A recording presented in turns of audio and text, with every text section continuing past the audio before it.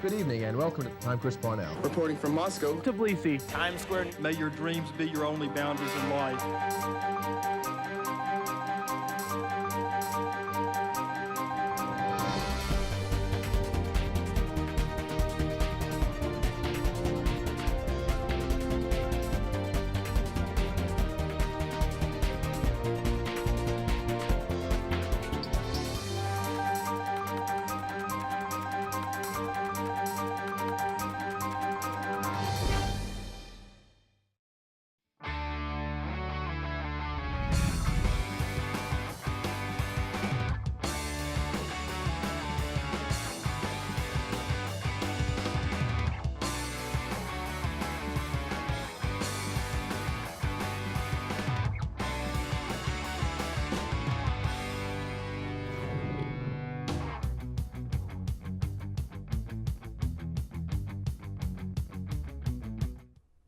Hello, and welcome to this week's edition of GHS-TV's award-winning talk show, Crosstalk.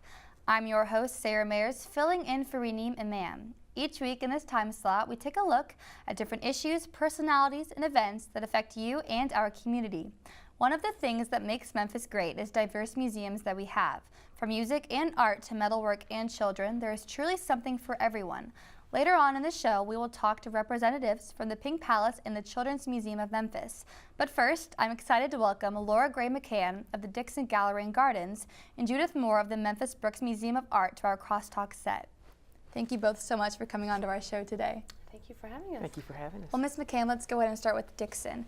The Dixon Gallery and Gardens can be traced back to the 1930s. Tell us about the history of the gardens. Well, the history of the garden started when Mr. and Mrs. Dixon planned their home, which was completed in 1941 by the architect John Staub, who was famous for creating the River Oaks neighborhood in in Houston. That's where the Dixons met Mr. Staub, and then when they ended up moving to Memphis, they still commissioned him to build their home there. And while they were planning their home, which is on 17 acres of gardens, which we still have now, they started planning the Dixon Gardens, which are what you can see today. Hugo Dixon's sister, Hope Crutchfield, laid out some of the formal gardens that you can see on the east side of our gardens. And ever since then, we've been making I'm not going to say improvements, but additions to the gardens, such as the Memphis Garden Club cutting garden and all the garden buildings. And right now we have thousands of foxgloves, which are blooming all throughout the gardens. Well, the gardens just celebrated its 40th anniversary. What events are being planned? Well, in January, we celebrated the actual 40th birthday of the Dixon, but right now in April we opened the Impressionist Revolution, which is 40 years of French art at the Dixon, and it's a look through our permanent collection and telling the story of Impressionism through all of the works of art in our permanent collection. It's a great show.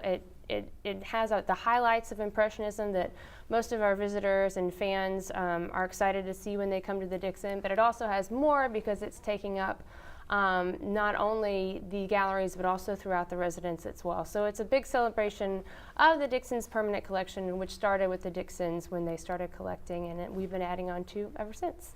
Well, Ms. McCann, how does the French Impressionism genre connect with the museum or the gallery? French Impressionism was the genre that Mr. and Mrs. Dixon started collecting when they were married and kind of got interested in art, and luckily they befriended one of the preeminent and probably still one of the most preeminent Impressionist scholars named John Rewald. And he actually wrote the book, The History of Impressionism, and he guided them throughout their collecting and helped them make some really significant purchases that built the backbone of the collection today. So when the Dixons passed away and the charter for the Dixon Gallery and Gardens was formed, it had this core group of Impressionist and Post-Impressionist French and some American Impressionist pictures in it. And then part of the Dixon, as the Dixon Gallery and Gardens grows as a museum, has been making acquisitions kind of in keeping with that core group of pictures. Well, putting together an exhibit is quite some work. What do your curators look for when they start putting one together? Well, for this it's a little bit different because we were plucking or choosing from all the things that we do have in our permanent collection. So it's a little bit different from if we were to originate an exhibition on our own where we would seek out other works from other museums. This is a chance to look at the things that we have in our collection totally anew. Put them in places that we would normally hang things.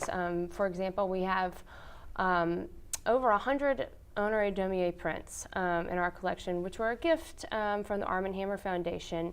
And they are all printed on lithographs, so they're little news stories, but they're basically the precursor to today's political cartoon.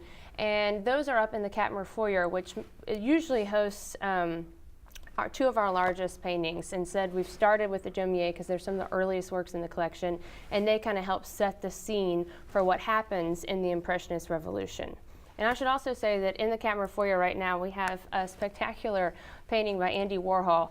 It's on the other end of the spectrum. It's not exactly part of the Impressionist Revolution, but we have it on loan to us now, and it's really, really fun to see when you walk in the galleries. Well, how often do you have exhibits or collection in the gallery? Of our collection, usually our permanent collection is on view in the residence, and that's where the original home where Mr. and Mrs. Dixon lived. And from time to time it comes out in the exhibition galleries, but actually for the past couple of years it's traveled a bit, which is really great because it gets some exposure throughout the rest of the country, and audiences around the United States have gotten to see these wonderful paintings that are called the Dixon Home. And now what we've done is that we use them to tell the story of Impressionism, and not, like I said, not just the main names and the name pictures and the main images that you know, but also the things that come before the actual Impressionist exhibitions that started in 1874, and all those leading up, and the things that came afterwards, also post-Impressionism, names like Paul Cézanne and Henri Matisse, and even to Marc Chagall, who lived until the 1980s. Well, we touched on the gardens earlier when you were talking about the history, and the gardens itself do have their own exhibits. Yes, they do. Right now, the Foxglove is the main emphasis that they have right now, but we just finished in the spring. We had a really glorious spring where we had over 100,000 bulbs planted, and every year people kind of flock, and we had this wonderful long spring that allowed us to have the first bulb coming up in March and the last one blooming even in the end of April. So we had this great profusion of color and different types of tulips and daffodils throughout the spring, and we have other things to look forward to later in the summer, but the Foxglove should be around for a while. Well, thank you so much. Yeah, thank you. So the Brooks Museum also has tons of history that goes on. Tell us about the history of the museum. Well, shortly after the yellow fever epidemic here in Memphis, the citizens of Memphis decided that we needed a museum because great cities do have museums. So in 1906, they started trying to create a museum for the city of Memphis. And through a contribution from Bessie Brooks, who was, whose husband had passed away, and donation on his behalf, that was the first seed money for starting the Brooks. And in 1916, the Brooks opened its doors. Well, the Brooks Museum just celebrated its 100th anniversary, and this weekend you had a party of the century. How did that go? We did. Well, we called it the Party for the Century. And it was a spectacular event. Of course, we had been closed for 2 months. We opened back up on the 28th, and we had a preview party for our members. And then we opened to the public on the 29th, and then we had our big celebration this past Saturday. As we came up to the event for 10 days, we had the Red Ball Project, which was the first of our Brooks Outside programs. And Red Ball was a 15-foot, 250-pound red ball that was placed in 10 different locations. It started at the Brooks and it ended at the Brooks. But throughout the city, people engaged with that ball, and it just kind of was the precursor for our big celebration. So as I said, it ended on May 7th and it ended at the Brooks, and we had Oh, we had Hattie Lou performing, we had Memphis Opera, we had New Ballet Ensemble, we had Joyce Cobb, we had the Bo Keys, we had break dancers at the ball, and we just had it was a spectacular event. A lot of work went into it. We had art making. We opened up our Rotunda project, which is new for the Brooks. For 13 years, we had the Pike in the Rotunda, and it has been taken down for preservation purposes. And now we have an exhibition called, it's by Yinka Shonibare, and it is War of the Ballet Gods, and it's in our Rotunda, and it's a great exhibition, and people were just really excited about it, and it's just the start of new exhibitions that we're going to show. So every 6 months or so, we're going to change out the Rotunda, and we'll have a different project there. Well, you touched on the Red Ball earlier. That is such a unique experience and an exhibit. How did that go over with people? People love the Red Ball. I saw people do headstands, people embrace the ball, people hug the ball. I understand there was a couple that came out every day at 11 o'clock and kissed in front of the ball. We have lots of great footage and photos of the ball. If you go to brooksmuseum.org, you can see some of those. But it was a Brooks Museum's gift to the city. And I think the city really embraced and accepted that gift. So it was very, very exciting. Well, what other events are planned for this anniversary throughout the year? Well, we're going to continue with our Rotunda projects. We will have exhibitions that hang. We have exhibitions that you can embrace. We also opened Saturday Inside Art, which is our family hands-on gallery teaching visual learning. We say that we teach children how to read, but do we teach them how to see?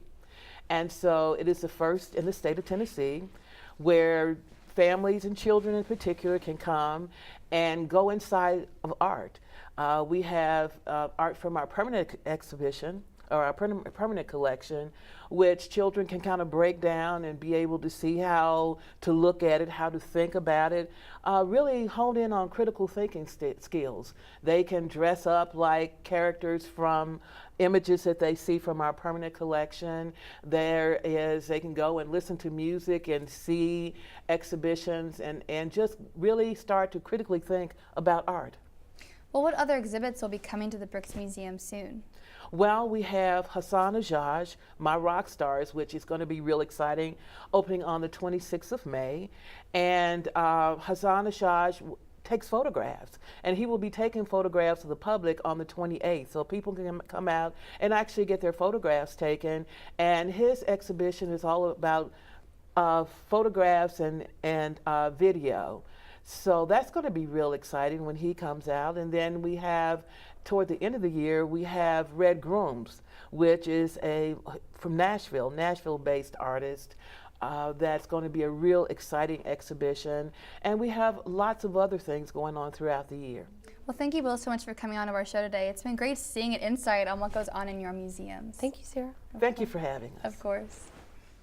If you would like more information on the Brooks Museum of Art or the Dixon Gallery and Gardens, please visit their websites, brooksmuseum.org or dixon.org. When we come back, we'll get in touch with our inner child with reps from museums for Memphis's youngest citizens. Stay with us.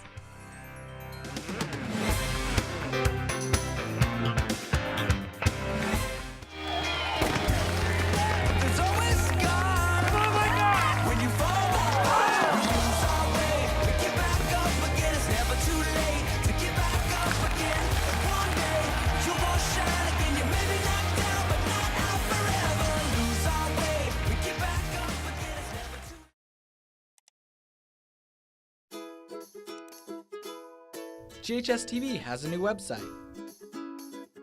You can now view any of our shows on our new media pages.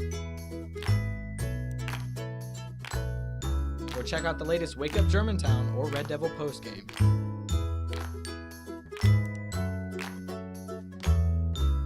As always, we're streaming live 24/7. Just visit GHS-TV.org today.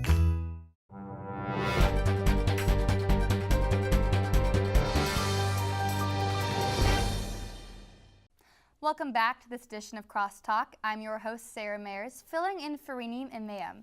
This week we are exploring some of the many museums in the Memphis area, and we're excited to talk with representatives from two of Memphis's jewels. In a few minutes, we will talk about the Children's Museum of Memphis. But first, Ronna Cloud from the Pink Palace joins us on set. Thank you so much for coming on today. Thank you for allowing me to be late and moving this show for me. Well, Don't be late. The Pink Palace is constantly evolving, and you're going through some massive renovations. How is that coming along? We've been undergoing renovations for about 3 years now. We started with the formerly IMAX Theater. It is now the CTI 3D Giant Theater. IMAX is lovely technology. It's a little dated, so we've updated to 3D, and we are also able to show Hollywood repertory movies in 2D, and that shouldn't confuse people. It just is a regular movie. So we started with that. We just finished with our planetarium, the AutoZone Dome at the Sharp Planetarium. It's awesome. People have told us it looks like Star Trek inside there. It's very cool. In our new planetarium, you can go 1 million years in the future and 1 million years back and see what the sky was, what was out in space. It's awesome. How is the new planetarium different from the old one? Well, the old one was 30 plus years old. It had a star projector, which is very iconic. It was this huge thing that rose out of the floor, and everybody loved it, but it's old technology. No one wanted it. In fact, we had to cut it up because there was no place to sell it to, no place for it to go. Also, all of the old planetarium shows were slide and audio, and so every time a picture changed, you'd hear click, click, click, click, click, click, click, click, click. We had probably 50 slide carousels around the room, and of course you could hear them operating. When one broke down, because they don't really make that technology anymore either, we had a bank of old slide projectors that we would go and pilfer parts from. We used to do laser light shows. Nobody makes laser.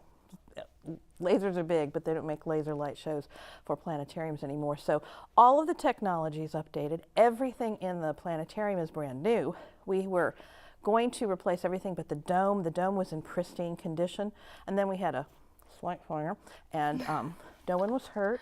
Everything was fine. But so we got a new dome out of that, so everything in there is brand new, state-of-the-art new technology. Well, the Pink Palace has been around for quite some time and has a unique history. We started, you know, when you go, do you drive? I do. You do fill drive. up your car with gas? Yes, I do. You can blame the Pink Palace for that kind of. Self-service shopping started with Clarence Saunders. The modern grocery store started with Clarence Saunders. Clarence Saunders was the founder of the Piggly Wiggly grocery store chain. He also built the Pink Palace mansion. He never got to live in it. The exterior was finished, but not the interior. He was in an epic battle with the New York Stock Exchange. They cheated, and he lost his fortune. I tell that to people if they're from the north that they're visiting. He cheated the Yankees. So he lost his fortune. The company that bought all of the land and the Pink Palace mansion, they were going to tear it down. And then they were persuaded to gift it to the city of Memphis to use as a museum. And that Pink Palace opened in 1930 under a different name. But everybody called it the Pink Palace. In 1970, it became the Pink Palace Museum. Well, the Pink Palace is a part of a family of museums. How does that partnership work? Well, it's very confusing to everybody. The Pink Palace Museum is owned and operated by the city of Memphis in conjunction with MMI, Memphis Museums, Inc. That is the nonprofit arm. We have several properties. We have 2 historic houses. We have a working science center, the planetarium, the CTI. We have a nature center, the first accredited urban nature center in the United States, Lichterman Nature Center. Different properties are, it's very confusing, but they're owned or operated in part by the city or entirely by MMI. It's a complex relationship, but I tell you what, we could not do it without the city of Memphis. They're just wonderful to us. Well, what events are coming up for the Pink Palace? We have, you know, we always have movies and traveling exhibits. Our next traveling exhibit opens at the beginning of July, and it is Scenes of the Dinosaurs. You say dinosaurs, little kids love dinosaurs.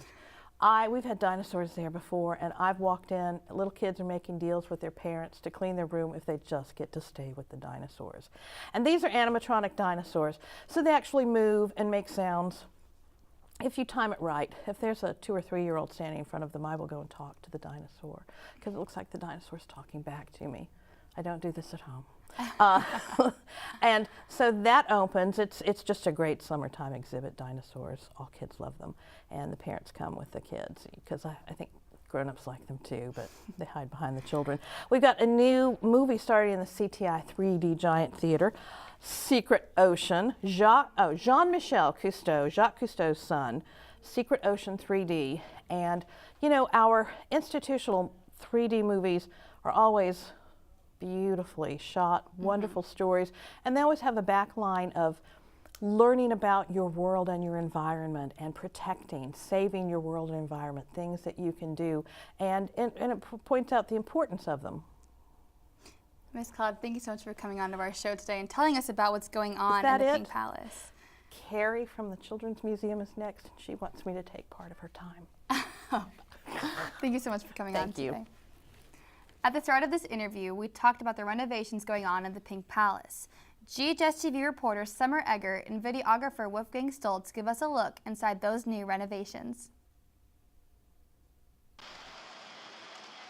If you haven't been to the Pink Palace recently, the popular attraction is undergoing massive renovations. Earlier this year, the museum updated its large format movie screen, and is currently in the middle of Phase 2, updating the Sharp Planetarium. It's going to be a full dome planetarium, and anything that is visible on a computer or that can be shown on a computer can actually be shown on our 51-foot dome. Along with the Sharp Planetarium, the Pink Palace is also renovating the miniature circus. It's a fan favorite, but it hasn't worked in years. The circus, as an example, which is just very awesome, and by the time we finish the renovations over here, it will actually be a working circus. In Phase 3, the original Sanders Mansion will get a complete makeover inside. That's slated to begin early next year, but Phase 4 is what people will be talking about. The museum's exhibition building will get a whole new look, including a new entrance, new exhibits, even a cafe and catering area. The $16 million project is scheduled to begin in 2017. It will take about 4 years to complete. I think that we will probably enhance that experience. Some of the focus that the renovations will have will make Pink Palace an iconic place in Memphis. Whether you're from far away or right here in the Mid-South, the Pink Palace is for anyone wanting to learn and understand Memphis's complex history and culture. But the upstairs was my area, the clothing, the history, the Black history, the music, everything. It's a connection to not only the past, but it's a place where people can come and explore. Reporting for WMC Action News 5, I'm Summer Egger, News 101. Another museum geared towards children is the Children's Museum of Memphis, and joining me to talk more about it is Carrie Roberts. Thank you so much for coming on today. Thanks for having me. Ms. Roberts, the Children's Museum is constantly evolving. How has it changed since the 90s when it first opened? Well, back in 2002, we had an expansion, and we opened up and we added, I believe it was around 30,000 square feet. I'm sorry, that's not right. We added another 10,000 square feet to our museum, which also included multiple permanent exhibits. And so now we've taken that philosophy and we're constantly changing all of the time. 3 years ago, we added the H2O Splash Park. 2 years ago, we added our outdoor play space, which has a great playground and cool mist zip line. And this summer, we're actually adding our bank shot basketball course. Well, the history of the Children's Museum is very unique. Can you tell us about that? Well, it was started 26 years ago, and it was started by a couple of local Memphians, and they wanted to help educate children outside of the classroom. And they had looked all around at different cities, and children's museums were kind of a new thing back then. And so they saw that Boston had one, and there were a few other cities that had them. So they worked with Mayor Hackett, who is now our CEO, to help find a place, and he granted us the use of the National Guard Armory to start the museum. Well, Ms. Roberts, if you walk into the Children's Museum, you might just think it's an indoor playground. What educational activities go on inside? Well, there's education in everything that we do. We're all about hands-on learning fun. So whether it's learning about different career paths, such as in FedEx, you can be a pilot, or you can work in the air traffic control tower, or you can even load packages on a plane, or in the grocery store, you can learn to check out groceries. Everything there's a little bit of education about it. Some things we have a little bit of science hidden behind it, like the physics of air. We have this exhibit called the Great American Airways, and it's a series of tubes, and air flows through the tubes, and you'll put scarves and balls in there, and you can see how air flows and how quickly things flow through the air by using that exhibit. Well, how do your exhibits come about? Who comes up with them? Well, we have a team. We have a director of exhibits, and he has ideas, but we also have a leadership team that, we investigate looking at other children's museums to see what they're doing and what works for them. We want things to be fun. We want kids to be able to use their hands. We're not about sitting back and just looking at something. You need to be able to interact with it, and because we found that when you interact while you're learning, you learn more and you retain more information. So that's what we're looking to do. Well, Ms. Roberts, the warm weather is here, which means summer is right around the corner. What outdoor activities are being offered this summer? Well, this summer on Memorial Day weekend, our H2O Splash Park opens, which we have 4 new water sprayers that we're adding this year. We have 2 sea serpents, and we have a fish, and then we have also a jet sprayer that sprays around. So you'll be able to actually shoot water across the park at someone else. And then, of course, our outdoor play space is open now, but the cool mist that is on the zip line will be opening up soon. And then bank shot basketball, that should be opening about the same time as the splash park this year. And that is a course, it's kind of like a golf course where you go from one basket to another, but you shoot from 3 different spots, and all of the basketball goals, they're different. So it's not a regular straight backboard. They're all curved at different angles, and some of them you have to bank the shot on 2 different sides. So each one has a different way that you do it, and so that you get to learn a little bit about geometry. That's hidden in there, all about angles. Well, Ms. Roberts, you also have tons of summer camps. What goes on inside the summer camps? Well, our summer camps are all structured. We keep the curriculum of schools in mind when we do it, but they all have different themes. So one week it might be a pirate theme, where you're on a pirate ship and you're looking for buried treasure. Or the next week it might be Mad Scientist Camp, where you're doing science experiments like making slime. Or it could be a dance camp. We have one of those going on this summer, so you can learn different dance steps. And then my favorite is at the end of the summer, we have My First Classroom. And that's for the kids that are 3 and 4 years old. As they're watching their older brothers and sisters go to school, they get to come in and have their own little classroom. So they learn what it's going to be like when they go to school. Well, thank you so much for coming and telling us about what's going on this summer at the Children's Museum. Thanks for having me. If you would like more information on the Pink Palace Museum or the Children's Museum of Memphis, visit museums.org or cmom.com. Remember, Crosstalk can be seen each week at 9:30 a.m. and 7 p.m. on Mondays, 9 a.m. and 7 p.m. on Thursdays, and 7:30 p.m. on Sundays. And for more information on our programming, please check us out on the web at GHS-TV.org, where we are streaming live 24 hours a day. You can also check us out on Facebook and Twitter. I'm Sara Mayers, and from all of us here at GHS-TV, thank you for watching Crosstalk, and I hope to see you again.